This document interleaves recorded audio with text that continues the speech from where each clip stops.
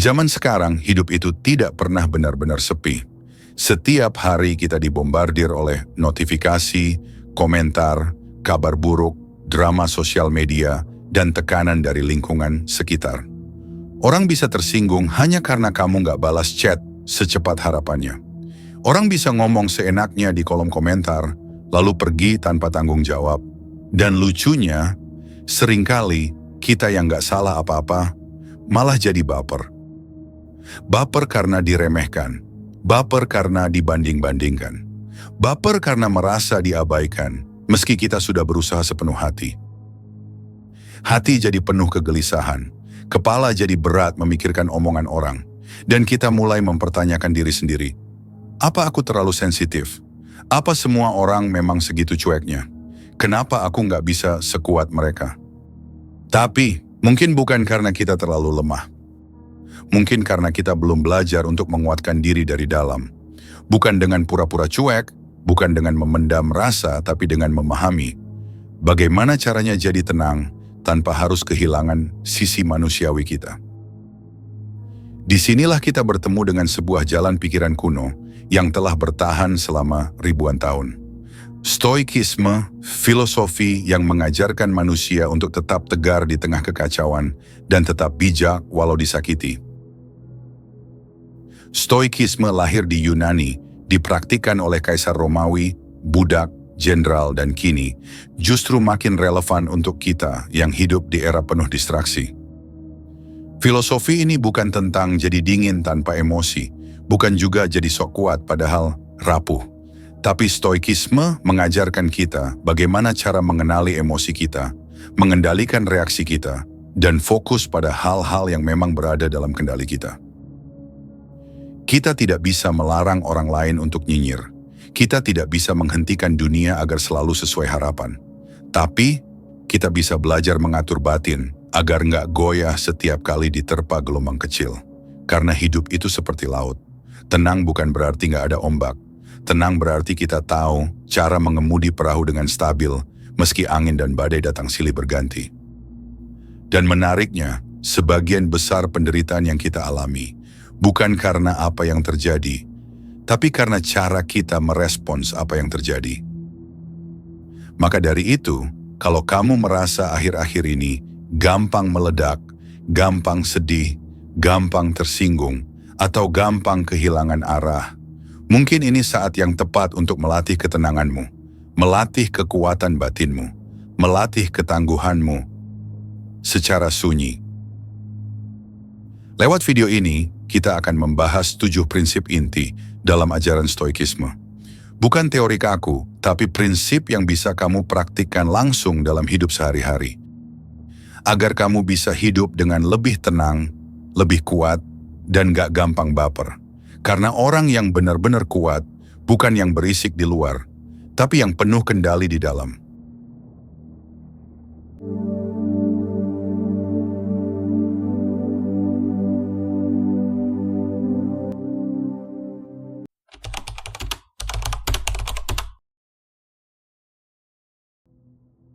Satu, kendalikan yang bisa dikendalikan. Bayangkan kamu naik perahu di tengah laut. Kamu nggak bisa mengontrol arah angin, tapi kamu bisa mengontrol arah layar. Inilah inti dari prinsip stoik pertama. Pisahkan mana yang bisa kamu kendalikan dan mana yang tidak, dan hanya fokus pada yang bisa kamu kendalikan. Kita seringkali terjebak dalam lingkaran frustrasi karena ingin dunia sesuai keinginan kita.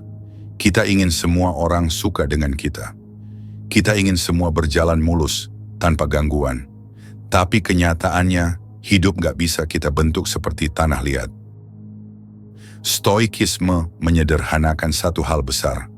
Kamu bisa mengontrol pikiran, reaksi, keputusan, dan nilai yang kamu pegang. Tapi kamu tidak bisa mengontrol ucapan orang lain, mood pasanganmu, atau keputusan atasanmu. Contoh, kamu kerja keras, tapi gak dihargai bos. Kamu jujur tapi malah dianggap cari muka. Kamu sudah bantu orang tapi malah ditinggal saat kamu butuh.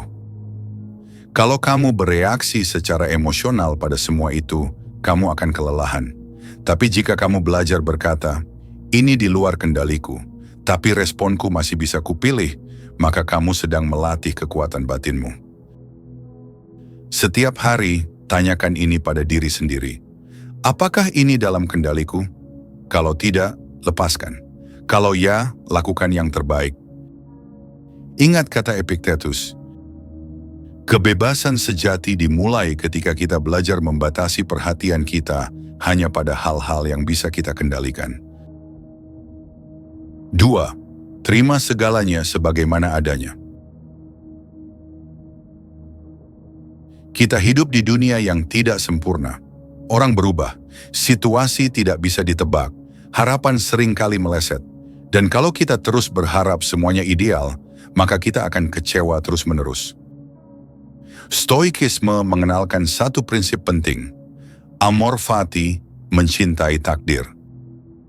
Bukan cuma menerima, tapi mencintai apa yang terjadi, termasuk yang pahit sekalipun. Ini bukan tentang jadi fatalis, tapi tentang berdamai dengan kenyataan. Bukan pasrah, tapi mengalir dengan sadar. Misalnya, kalau kamu ditinggal orang yang kamu cintai, kamu boleh sedih, tapi jangan menolak kenyataan. Kalau kamu gagal dalam proyek besar, kamu boleh kecewa, tapi jangan terus menyalahkan nasib.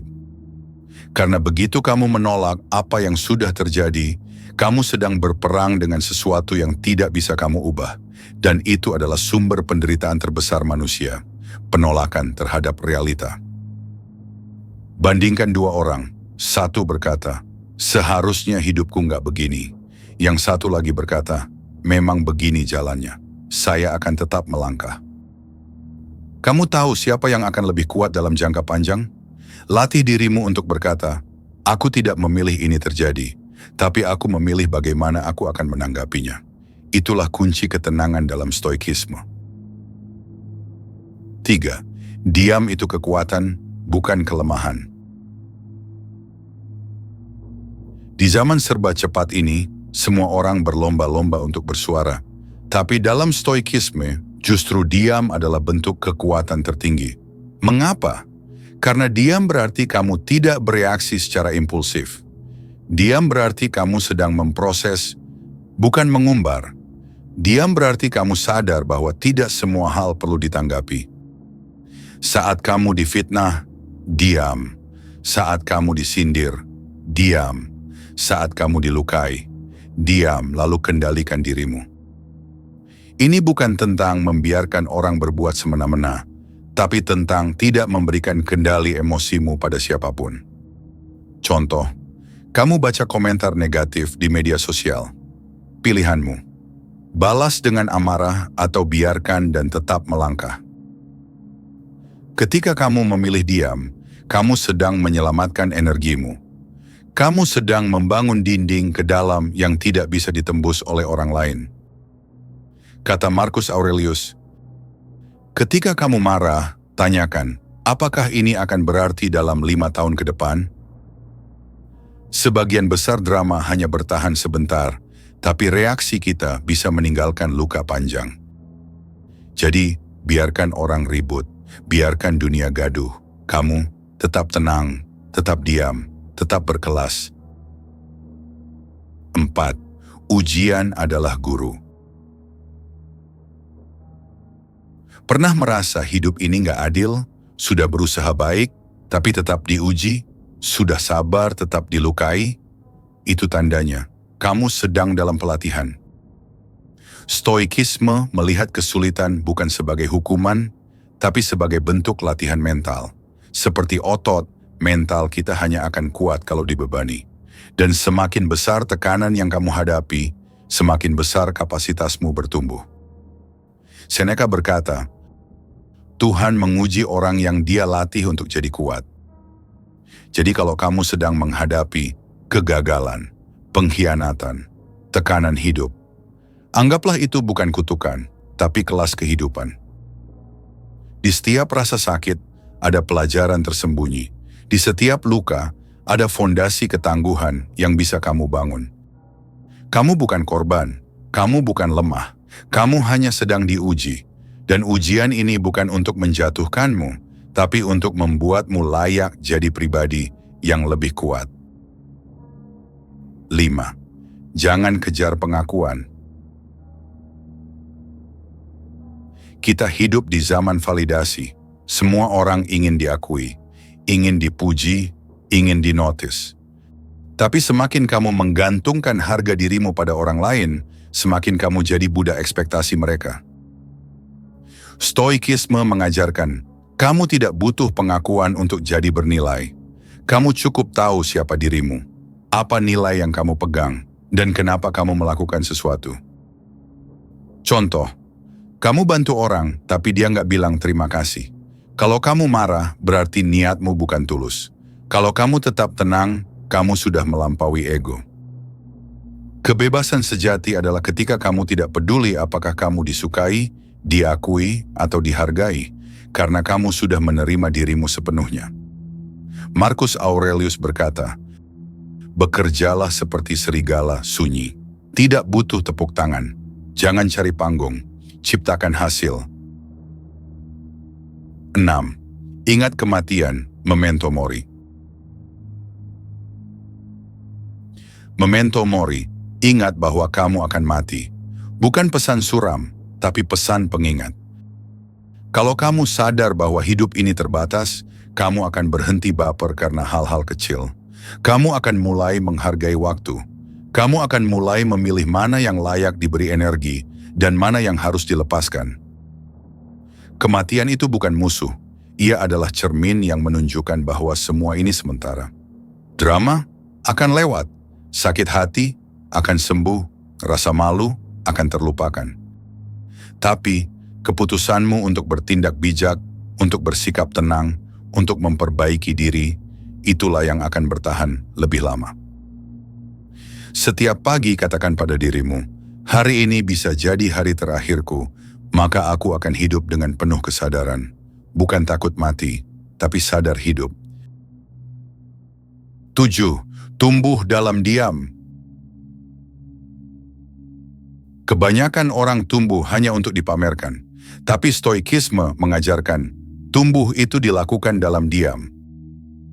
Kamu nggak perlu menjelaskan pada semua orang tentang perubahanmu. Kamu nggak perlu pamer kalau kamu sudah lebih bijak. Kamu cukup menjalani. Orang yang benar-benar bertumbuh tidak butuh pengakuan. Dia tahu bahwa hasil akan bicara sendiri. Diam-diam, kamu memperbaiki dirimu. Diam-diam, kamu belajar dari kegagalan. Diam-diam, kamu jadi pribadi yang lebih tangguh, lebih tenang, dan lebih berkelas. Stoik sejati tidak sibuk menjelaskan siapa dirinya. Dia sibuk menjadi dirinya. Dan saat waktunya tiba, dunia akan melihat, tanpa kamu perlu berkata-kata. Kita semua ingin hidup dengan tenang, tapi dunia ini tidak selalu tenang. Kita ingin dihormati, tapi tidak semua orang akan menghargai kita. Kita ingin dimengerti, tapi tidak semua orang bisa memahami kita. Kita ingin hidup damai, tapi masalah akan terus datang, bahkan dari arah yang tidak kita duga. Jadi pertanyaannya bukan lagi, bagaimana agar dunia ini tidak menyakiti saya, tapi justru, bagaimana saya bisa tetap kuat meski dunia tidak ramah? Disinilah stoikisme menjadi jawaban yang tak lekang oleh waktu. Bukan sebagai teori rumit, tapi sebagai kompas batin. Agar kita bisa tetap waras, tetap bijak, dan tetap manusia di tengah dunia yang serba bising dan serba cepat ini. Mari kita ulang sebentar 7 prinsip yang telah kita bahas tadi. Kendalikan yang bisa dikendalikan. Fokus pada pikiran, reaksi, dan tindakanmu sendiri. Terima segalanya sebagaimana adanya. Cintai kenyataan, jangan perangi takdir. Diam itu kekuatan. Tidak semua hal butuh reaksi. Tenang adalah seni. Ujian adalah guru. Kesulitan bukan kutukan, tapi pelatihan untuk jadi tangguh. Jangan kejar pengakuan. Hidup untuk dirimu, bukan tepuk tangan dari orang lain. Ingat kematian, memento mori. Waktu terbatas, fokuslah pada yang penting. Tumbuh dalam diam. Jadi kuat, bukan untuk dipamerkan, tapi untuk jadi versi terbaik dari dirimu.